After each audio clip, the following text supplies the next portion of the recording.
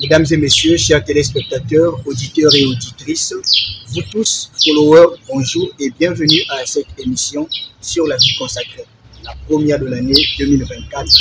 À cela, nous souhaitons donc les vœux les meilleurs pour cette année qui commence à tous et à chacun. Sur ce plateau, nous recevons quelques invités qui vont d'ailleurs se présenter. Et avec ce dernier, nous parlerons de la vie consacrée. Pour le commun de mortels, dont la journée est célébrée le 2 février de chaque année. Chers invités, bonjour et merci de répondre promptement à notre invitation. Bonjour, alors, pouvez-vous vous présenter à l'endroit de nos téléspectateurs, auditeurs et auditrices de nos différents médias? La sœur ou le frère, bon, si on peut. Comme on fait toujours au bon repas, je commence. Je suis sœur Christelle Nassi. Je suis de la congrégation des sœurs missionnaires du Saint-Esprit. J'œuvre ici à Donizy depuis déjà une année. Je suis la responsable de ma communauté. Sœur Christelle Nassi, responsable de la communauté du Saint-Esprit, et elle œuvre ici à la capitale Saint-Paul au niveau de l'Économa, et elle fait sa pastorale au niveau de la paroisse Notre-Dame de Fatima, précisément au quartier des Églises. Merci beaucoup. Je suis le frère Charles Mathilde Porcata. Je suis missionnaire claretin. Je suis à Donizy, voici exactement 4 mois. Je travaille à la direction de ces jeunes de l'école catholique. Je réside à la paroisse, nous sommes à la paroisse Saint-Michel-Archange de Montpellier. Alors, avec vous, chers frères et chères sœurs, nous allons parler de la vie consacrée. C'est quoi donc la vie consacrée? Merci beaucoup. En fait, la vie consacrée, c'est la vie de tout chrétien. Tout baptisé est consacré par nature, par définition. Quand on est chrétien, on est baptisé, on est consacré au Christ. Mais la vie consacrée prend un sens un peu plus spécifique dans la mesure où elle s'applique à une catégorie de personnes, des hommes et des femmes qui acceptent de vivre différemment ces baptêmes que nous avons reçus tous, dans la manière de vivre, dans la manière d'agir, en se référant à certains critères que l'on appelle communément les vœux de religion. Et c'est par ces vœux que ces personnes, ces hommes et ces femmes, qui sont au départ des chrétiens, qui s'étaient consacrés déjà au Christ, mais approfondissent cette consécration avec ces critères que je venais de définir, en acceptant de voir autrement ce qui est vie matérielle, vie sociale, vie affective, et ils participent d'une façon différente à la vie de la société. Voilà ce que c'est la vie consacrée d'une façon. Merci frère Charles. En parlant donc de cette catégorie de personnes qui sont à exercer d'une autre manière la vie consacrée en dehors de notre baptême. Et faites-nous un peu la différence entre le père, le frère et l'abbé. Ce que je peux dire par rapport à cette différence, c'est vrai, les pères, les abbés, c'est presque la même chose. Parce que abbé déjà vient de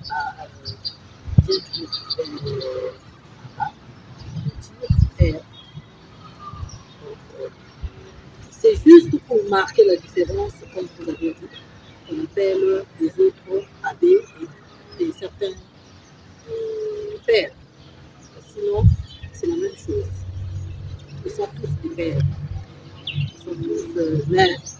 marquer la différence entre diocésain et religieux qui a prononcé ses vœux, comme l'a dit le frère Charles.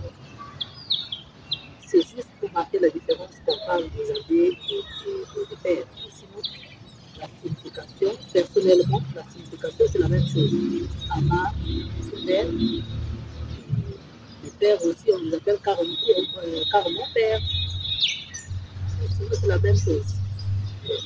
Est-ce que le nombre d'années d'études, est-ce que ça c'est oui, la même chose dans la terminologie des choses, mais est-ce que réellement dans la profondeur des choses, est-ce que c'est la même chose?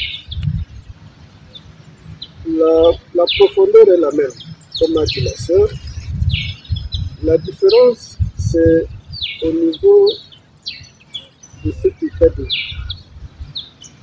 Et comme vous avez évoqué la question d'année de formation, parce que les pères et l'abbé sont des prêtres.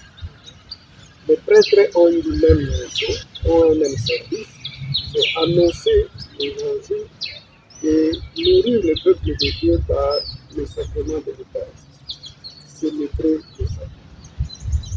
Mais quant au nombre d'années de formation, les pères ont un peu plus d'années par rapport aux abbés. Seulement parce que le père ajoute à la formation des bases d'un prêtre la formation qui lui est propre, cette formation à la vie religieuse. Le père passe obligatoirement par l'étape que nous appelons de noviciat, ce qui n'est pas fait par un abbé. Et le noviciat n'est rien d'autre que l'étape où le consacré émet ses vœux qui font cette différence entre le père et l'abbé. Et c'est cette année-là, ces années de formation propres à la congrégation, propres au style de vie, qui s'ajoutent aux années qui sont normalement utilisées pour la formation d'un prêtre. Alors, pour revenir à ce que vous avez dit, le père, l'abbé, le père, le frère, la sœur, le frère et la sœur n'ont rien de spécial par rapport à ce que communément nous appelons tout le monde les frères et sœurs. Nous sommes tous frères et sœurs. Et aux frères et sœurs religieux, généralement, il y a ce qualificatif, cet honneur qui est ajouté. Révérend frère, révérende sœur, ce qui n'est jamais attribué à un frère, à une sœur. Voilà un peu, hein? Ça n'a pas une connotation spéciale en dehors de ce que nous avons déjà dit, le fait de s'être consacré. Merci frère Charles, je vais un peu sortir du cadre de cette émission-là frère Charles, les jeunes d'aujourd'hui, notre jeunesse, pensent que il serait souhaitable qu'une personne aille jusqu'au bout de la formation. C'est-à-dire, le bout de la formation pour les jeunes, c'est aller jusqu'à devenir prêtre. Et vous, aujourd'hui, vous êtes frère. Qu'est-ce que vous pouvez dire à ces personnes-là qui pensent de la sorte qu'il faut forcément être prêtre et être frère? Bon, ça ne sert à rien. Je vais répondre, c'est simplement dire qu'ils ignorent ce que c'est l'Église. Dans l'Église, il y a toutes les catégories. Et même c'est Saint Paul qui le dit. Il est un seul corps, mais il y a plusieurs parties du corps qui ont un rôle à jouer. Et quand ils doivent entrer dans la connaissance profonde de l'Église, ils vont se rendre compte que l'Église n'est pas faite seulement de prêtres. Déjà au début, il y avait les diables, mais il y avait aussi d'autres chrétiens qui participaient à la communion, à la naissance et à l'établissement de Christ. Et la forme de vie que nous sommes en train de développer aujourd'hui, la vie consacrée, cette forme de vie n'est pas spécialement pour le peuple. D'ailleurs, à l'origine, elle n'était pas pour le peuple. C'est des personnes qui acceptent, au-delà de tout, parce que le vrai, si je peux le service de choix de vie. Parce que je peux accepter de choisir de servir Dieu de l'autre manière, pas seulement aller célébrer la messe. Ce n'est pas la fin de la vie religieuse. Ou bien ce n'est pas le but même de la vie religieuse comme tu veux faire ça. Ce n'est pas le but de la vie religieuse. Le but de la vie religieuse, c'est vivre en communauté, être au service. Donc c'est ça. Être au service. Vivre en communauté, être au service et puis faire la volonté de Dieu. Donc moi je peux faire la volonté de Dieu de notre façon. Étant religieux, je ne suis pas obligé d'être. Merci ma soeur. Vous voyez, il y a quelques années, nous étions dans une mission de Copabre, dans l'axe du Gabon. Et le Seigneur exhortait aux parents d'envoyer leur fille à l'aspirant, va aspirer à devenir religieuse.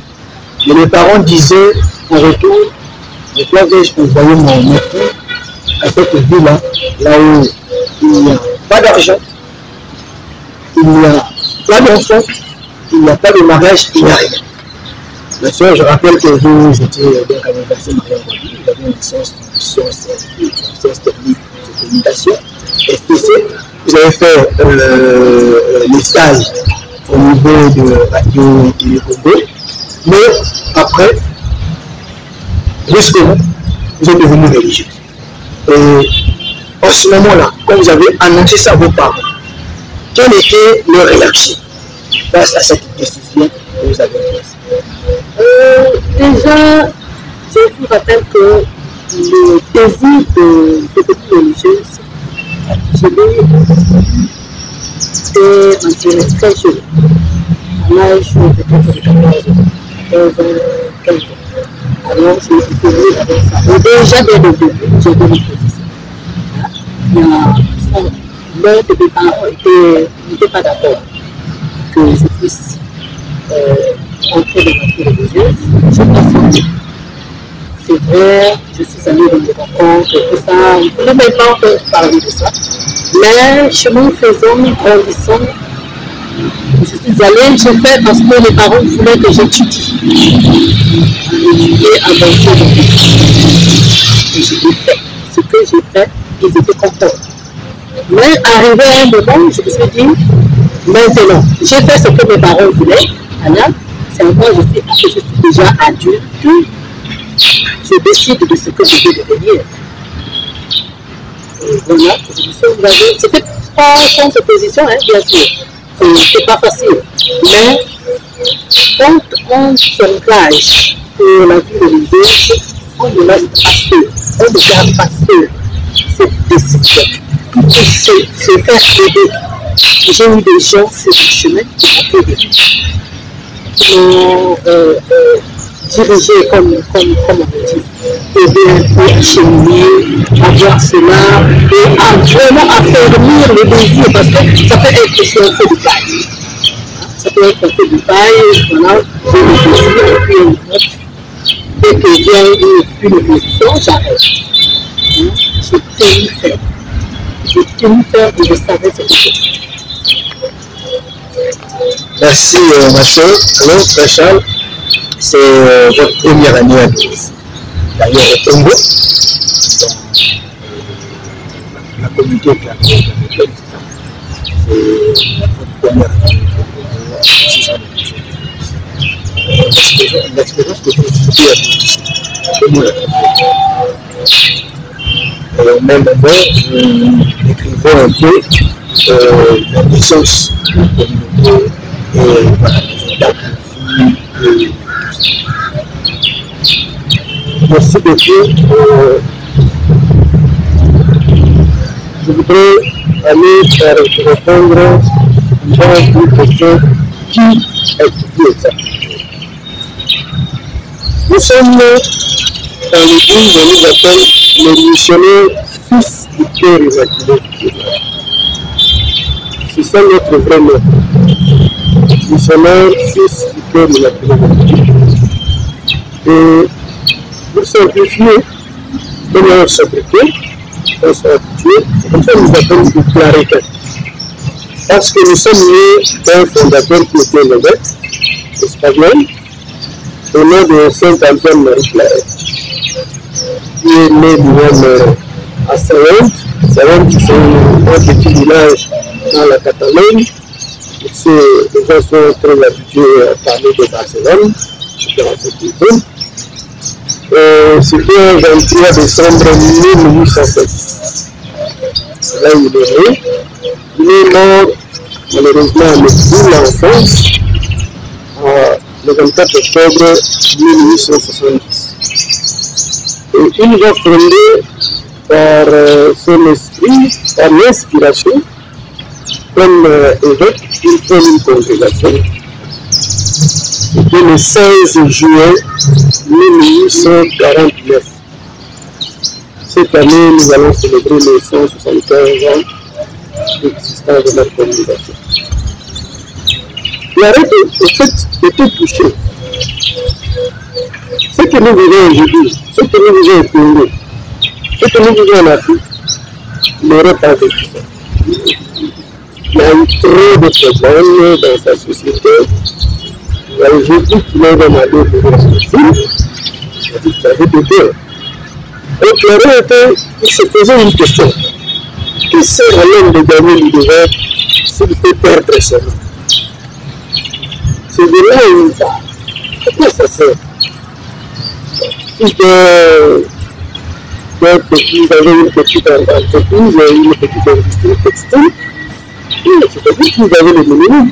Mais qu'est-ce que tout ça qui a fait se sert? Tout ce que les gens font, les gens s'amassent de l'argent au début. Les gens tuent d'autres personnes. Les gens font du mal aux gens. On fait ceci juste pour dominer. Mais à quoi ça sert si on devient arrivé à perdre son nom? Et c'est comme ça qu'il va réunir autour de lui quelques collaborateurs avec une mission et évangéliser. Donc le Claretin n'a pas un autre esprit, c'est parler du Christ, annoncer le Christ, crier le nom du Christ, pour que le Christ soit connu de tous, soit aimé de tous et servi de tous. Comment faire que ce Christ que les gens le connaissent profondément, qu'ils l'aiment, qu'ils le servent? Avec ça, peut-être qu'on aura changé.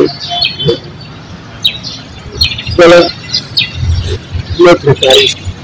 Et on utilise tous les moyens possibles. On utilise tous les domaines possibles pour faire connaître le Christ. Les Claretins n'ont pas un domaine qui peut laisser de côté. Ils sont partout. Et nous ne sommes pas. Aujourd'hui, nous sommes influents. Alléluia. Parce que les Claretins sont un petit peu faibles là. Là où se prennent les décisions, il a influencé ces décisions-là, afin que par ces décisions, on amène aussi en direction. Et nous sommes déjà dans plusieurs pays en Afrique. Nous sommes dans 16 pays, et le 17e pays qui rejoint le Congo. Voilà. C'est notre cadeau.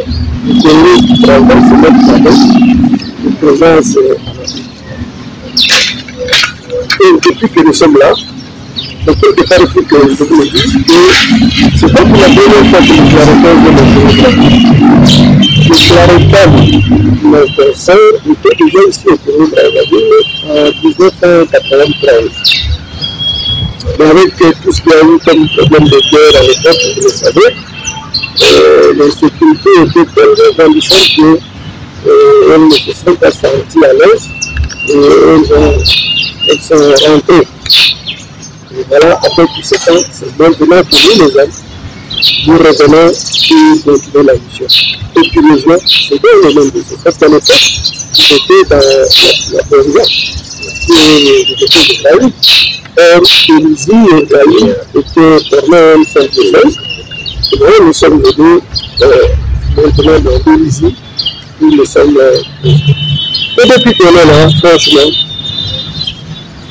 j'ai personnellement, parce que je suis le responsable de la mission, le supérieur de la communauté, je sens que nous sommes devenus de bon.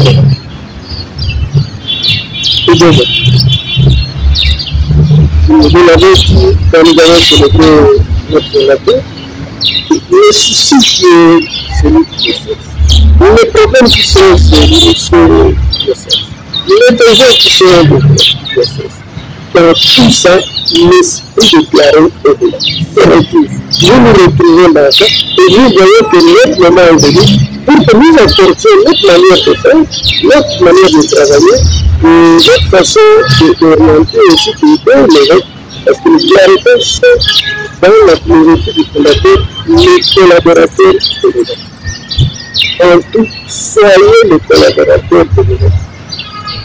Et là aussi, et finalement, nous sommes proches, nous sommes toujours à cette écoute, et souvent nous l'accompagnons d'abord par notre prière, par nos conseils, et aussi par notre questionnaire, par notre manière de collaborer à sa mission. Je l'impression qu'il donne de la vie. Voilà, notre joie, venir travailler avec lui, travailler dans ces choses. Nous deviennent plus grands de ceux qui sont avez-vous déjà un jeune qui s'intéresse à la politique?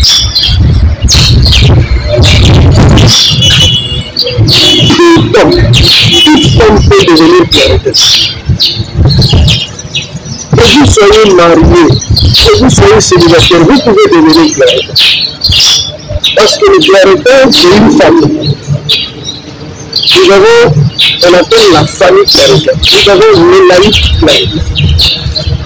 Donc, les couples, les papas, les mamans, les gens qui sentent, qui seront touchés par notre façon d'être, par notre manière de faire, par notre manière d'agir, peuvent nous approcher pour devenir clarités.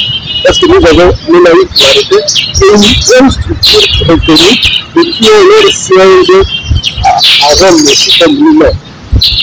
Et une constitution aussi qui me reprend, des rencontres universelles qui se passent.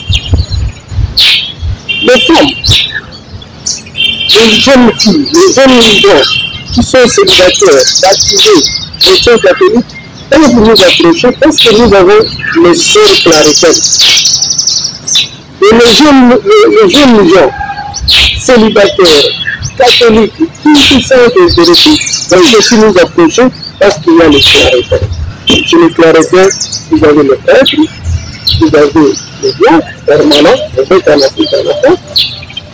Vous avez le religieux, le frère. Il faut se retrouver. Mais jusqu'ici, nous venons d'arriver, je vous l'ai dit, nous sommes au 4e mois. Nous avons déjà un jeune qui est très intéressé, qui vient déjà en accompagnement, avec qui on essaie d'échanger.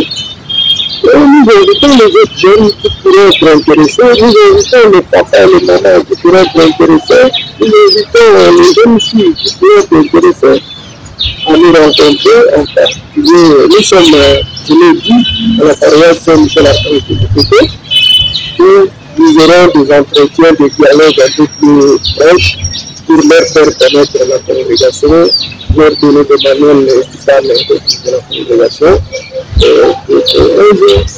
Ils seront tenus à servir les Christ dans cet esprit à la manière de son carré, et à leur rencontrer et adhérer dans notre famille. Merci frère Charles. Alors la sœur parler de notre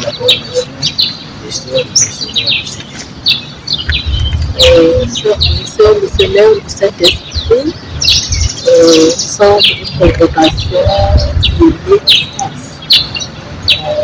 Nous sommes cette année qui va célébrer 103 ans de notre existence. Par 3 jeunes filles. D'abord, la sœur de Jésus-Christ, c'est la première qui a reçu l'appel de fonder la congrégation.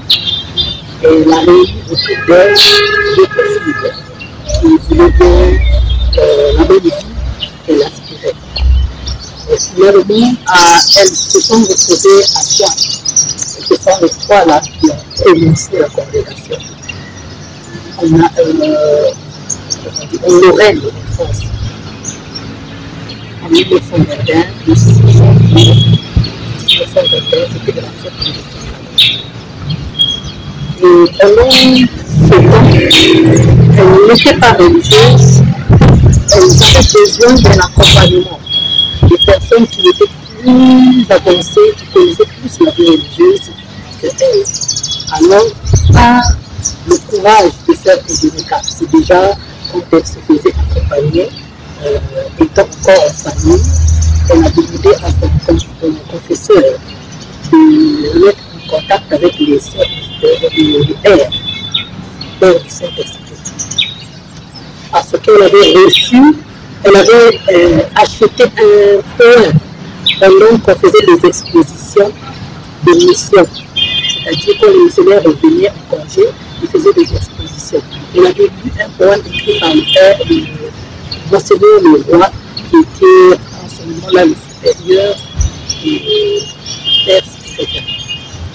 Alors il a raconté un peu la mission et la vocation et ce qui était intérieur qui le mettait en mouvement en tant que spirituel. Quand elle a lu ce document, elle s'est exclamée, elle a dit voilà notre esprit tout trouvé, parce que c'est ce qu'elle voulait. Alors à partir de là, elle s'est mise en contact avec le père spirituel qui habitait non loin de là où elle était, à Mégrange, en Alsace. Donc elles se sont de temps en temps écrites, et à ce moment-là, cette idée-là de fonder pour une jeune fille qui n'avait pas d'expérience de la vie religieuse était quand même un peu folle plutôt, et les gens ne la prenaient pas au sérieux. Même les prêtres qu'elle a contactés dans le premier n'ont pas vu vraiment l'écouter quoi. Mais par l'insistance, la force de ce qu'elle avait au fond de eux, finalement, elle a eu l'entretien avec le supérieur de cette communauté-là, de Mégrange. Et ce père n'a pas, c'est-à-dire, détruit le maître que l'on voyait. Un jour, le supérieur vient à la visite à sa communauté de Mégrange. Et le supérieur, quand il était aussi, il travaillait en Afrique. À ce moment-là, les sœurs allaient-ils quitter le Cameroun parce qu'elles étaient allemandes. L'Allemagne était allemande. Donc, ils ont beaucoup de colonies. À ce moment-là, les sœurs allaient quitter l'Afrique et partaient du Cameroun. Finalement, le supérieur voulait des sœurs pour remplacer ces sœurs-là parce qu'il y avait trop de travail au Cameroun. Et il demande au père s'il pouvait leur donner une idée des sœurs qui veulent vraiment travailler en Afrique.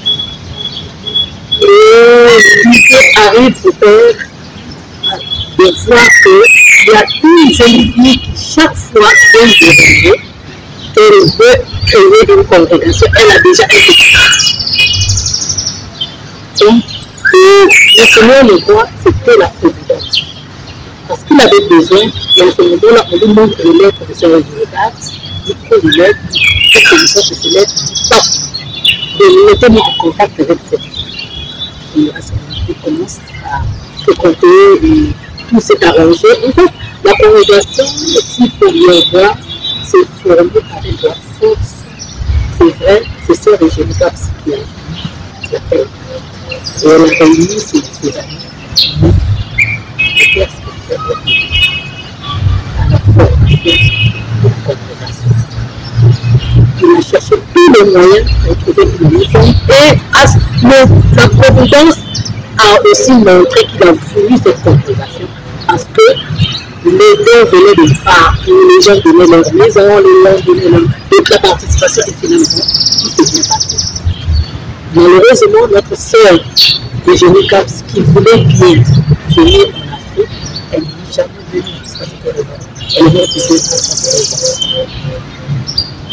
C'était une jeune fille qui a commencé vraiment toute petite, née d'une famille chrétienne, de parents chrétiens, et elle a évolué avec une idée de devenir religieuse.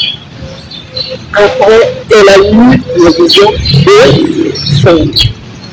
Et ça s'est réalisé. Nous, les sœurs spirituelles, nous sommes dans différents pays, 16 pays du monde. Et nous sommes 18 nationalités. Ça veut dire qu'il y a deux de nos sœurs qui sont là, qui ne sont pas dans le pays, qui sont là.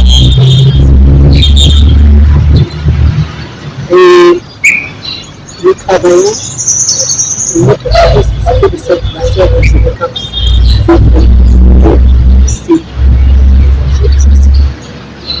aller, surtout à ce moment-là, on parlait de noirs qui ne connaissaient pas encore Dieu. Et c'est ça qu'elle voulait aller sortir de là où elle aller en Afrique. Que les Africains, que les nous appelait des petits frères noirs,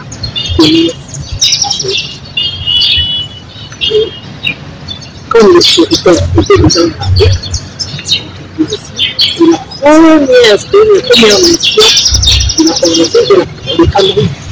Dès que les premières sœurs ont cette profession, elles sont parties au Cameroun, elles sont parties au Cameroun. Et les premières sont arrivées au Cameroun, ils ont été en Afrique ici, ils ont fait de cette communauté de Cameroun. Alors, pour notre mission, nous avons comme charisme d'aller où les personnes ne connaissent pas encore Dieu, Jésus, ou à peine entendu. Parce que nous, dans les missions qui sont loin, de loin. Donc, quand une fille sauvage peut devenir spirituelle, elle se dit déjà qu'elle ne va pas répondre. Elle sortira du Seigneur, elle sortira du pays pour aller loin dans le monde et les postulats qui sortent de ce pays. Je suis revenu seulement l'année passée. Je venais juste pour vous donner un mois de congé, 2 mois, parfois 3 mois. J'ai la grâce d'être missionnaire chez moi maintenant. Et nous travaillons comme je dis, dans 16 pays dans le monde, dans les 4 continents. En Asie, nous avons atteint une communauté, les Philippines. En Amérique, nous avons 3 par exemple au Canada, en Haïti, au Brésil. C'est la plus grande partie de la communauté de l'Afrique. Alors, les sœurs musulmanes travaillent dans le domaine de la pastorale. Comme c'est l'évangélisation, la pastorale, la richesse, nous travaillons dans la justice et paix. Nous travaillons dans la santé, l'éducation. L'éducation, surtout la promotion féminine. La plupart de nos écoles, dans certains pays où nous sommes, ce sont des écoles pédophiles. Ce n'est pas une ségrégation, mais c'est la vision que nous avons formée parce que nos sœurs ont vu que la plupart, là où elles partaient, les filles ne partaient pas à l'école. C'était seulement les garçons, les parents privilégiaient les garçons que les filles. Donc, nous voulons être justes, nous avons créé des écoles pour les filles. C'est ça. Et ici au Congo, nous sommes en Pointe-Noire. On était dans plusieurs villes. On était d'abord ici, quand le diocèse était réuni avec le diocèse de Caille, nous étions à Caille, nous étions à Makamela, nous étions à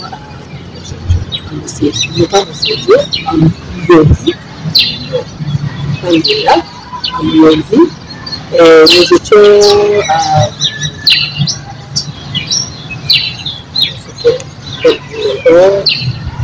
Donc, au nord, à Nsende, ça, ce sont des communautés qui n'existent plus parce que nous ne sommes plus dans des ans comme avant. Parce que quand la congrégation a commencé, c'était vraiment des sœurs qui se multipliaient, la mission était très, comment je dis, je ne peux pas dire fructueuse parce que même maintenant elle est fructueuse, mais on avait beaucoup de sœurs. La congrégation commence à les sœurs ont vieilli, les sœurs sont parties, il y avait vraiment un problème de personnel, et voilà que la congrégation aussi. Et puis, notre vision c'est quoi? Quand on arrive à un endroit et qu'on travaille avec la population, on travaille avec les chrétiens, on voit que ceux-là peuvent se prendre en charge, on les laisse et on va ailleurs. Si on garde des maisons dans des conflits, c'est parce que nous voulons avoir des spectateurs. Et quand on arrive, c'est là qu'on veut rester. Si on arrive à un endroit, la congrégation voit, ou bien les sœurs voient que les chrétiens peuvent se prendre en charge de ils savent ce qu'ils doivent faire, on reste, on va ailleurs. Donc c'est ça notre mission. Et actuellement, on compte presque autant de sœurs dans la congrégation. En fait, c'était plus que ça. Nous sommes 300 de sœurs dans la congrégation. Et nous voulons aussi, nous avons aussi d'autres groupes en dehors de nous, les sœurs. Nous avons un groupe des oblats, c'est-à-dire des gens qui vivent chez eux, qui vivent la même spiritualité que les oblats, hommes et femmes, qui se donnent à la mission, qui aident pour la mission. Ils peuvent rester chez eux, ils peuvent aussi aller en mission s'ils le veulent. Ils peuvent venir avec nous dans la maison. Ils sont là. Ils ne sont pas religieux, comme on dit. Sœurs missionnaires du Saint-Esprit, mais ils vivent la même spiritualité que nous. Nous avons des jeunes. Des jeunes, c'est surtout en Europe que ça se fait, des jeunes qui veulent découvrir une mission, qui veulent se donner pour un temps, qui viennent en Afrique pour travailler avec nous dans les différents domaines. Ils peuvent être des médecins, ils peuvent être des ingénieurs, ils peuvent être des éducateurs, ils viennent, ils travaillent pour un temps donné et ils vont. C'est comme la coopération. On a un groupe qui nous appelle les jeunes. Nous avons aussi des groupes de couples, de familles, qui on les appelle les amis de sœurs. Ces amis-là sont proches de la congrégation et qui sont à tous les événements de la congrégation, qui vivent, qui savent ce que nous vivons et qui nous aident parfois pour les missions. Nous aussi, on prie avec. On peut venir prier chez nous, passer le temps de prière de communication avec nous. Donc, une jeune fille qui veut devenir spirituelle, je pense, commençons il faut avoir comment l'âge de la majorité à partir de 18 ans. 18 ans, tu arrives chez l'histoire spirituelle, tu passes par l'étape d'être aspiré de mort. Tu fais des expériences communautaires pour voir un peu parce que c'est pour la vie. Quand on s'engage comme ça, c'est pour la vie et il faut avoir prendre du temps pour regarder si réellement ce qui est là. Et après cette étape, nous passons au postulat. Postulat première année, nous avons 2 ans de postulat. Première année, on vit dans son pays, dans le monde de communautés de son pays. On peut vivre dans 2 communautés de l'Afrique à change, juste question de découvrir. Et la seconde, c'est un postulat international. Parce que nous vivons dans des communautés internationales. Donc, on ne peut pas vivre que des Congolais dans les communautés. On ne peut pas vivre que des Nigériens. Il faut un mélange. Et ce qui fait la beauté de notre vie, c'est ça. Parce que nous vivons avec les différents, être capable de vivre avec des personnes de notre culture.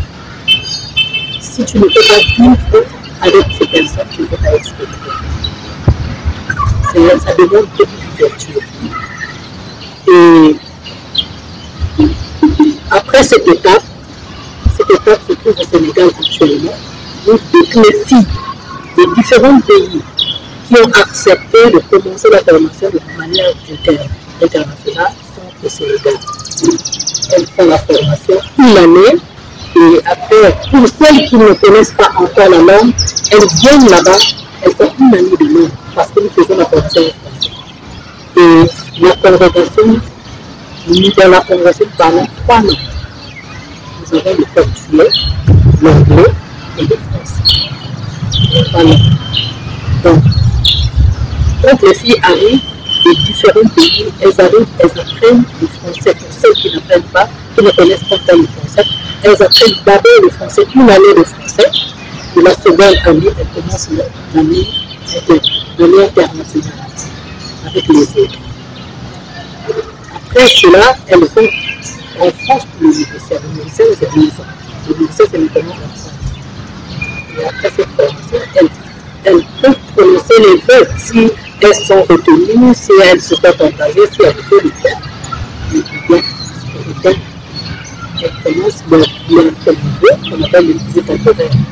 Elles sont envoyées dans le monde pour aller à l'université, c'est elles sont appris, c'est elles. Au bout de 5-6 ans, la 6e année, on peut déjà commencer des démarches pour si elle veut le bien, parce que ça dépend de la personne, c'est pas, on ne dit pas qu'il faut passer par les étapes obligatoirement. Quand on fait son papier, on dit, c'est libre. Quand elle va, elle peut faire les étapes que tu as montrées, elle fait la question définitive dans la confrontation. Merci la sœur. Alors parlons de la journée du 2 février. Comment ça se passe dans l'université? Oui, c'est la journée décrétée par l'Église universelle. Et le 2 février, c'est la journée de Dieu à la vie consacrée, la vie universelle. Et une grande fête, c'est d'abord la présentation de Jésus. Voilà, la présence de Jésus étant tout le concept. Il est lui-même, c'est lui la plénitude. Nous on le présente. Non seulement pour recueillir le rite, mais c'est aussi symbolique. Alors, quant à nous, religieux, consacré de théologie, le problème se présente de la balance. Nous aurons l'Eucharistie, la messe. Cette année, nous avons décidé de nous rencontrer la paroisse Saint-Nicolas. La messe, c'est 17 ans. Nous commencerons par la célébration de 17 ans. Et peut-être peu avant cette heure-là, nous avons décidé de placer pour la veille dehors de l'église tous les panneaux, quelques panneaux sur lesquels seront affichés les grandes figures ou quelques symboles de nos différentes congrégations. On a passé, nous allons mettre ça. Et à cette célébration, nous invitons tous ceux qui désirent, tous ces jeunes-là, les jeunes filles, qui désirent comprendre à fond ce style de vie, de venir participer à cette œuvre avec nous. Et à la fin de la messe, nous pourrons avoir si le temps nous permettra d'expliquer quelque chose à ceux qui seront. Voilà comment on va être préparé la journée. Le deuxième jour, nous entrons dans une semaine de préparation immédiate. Toutes les communautés non seulement les prières africaines, mais lors de ces prières, nous avons mis en accent particulier nos cultivations, pour que l'esprit de nos fondateurs, pour que l'essence de la vie religieuse entre aussi profondément dans cette essence, et que nos instituts, que nous ayons besoin de cette essence plaisir, profondément partager la vie du Christ sur la vie comme ça. Alors, ma soeur, si nous avons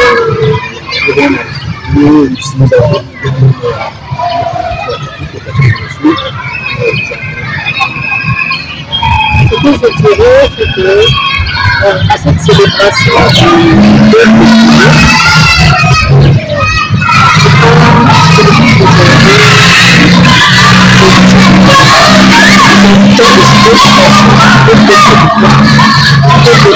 février, nous les représentants nous sommes tous dehors à l'église, dans nos salons, on ne sait pas rien on ne sait pas rien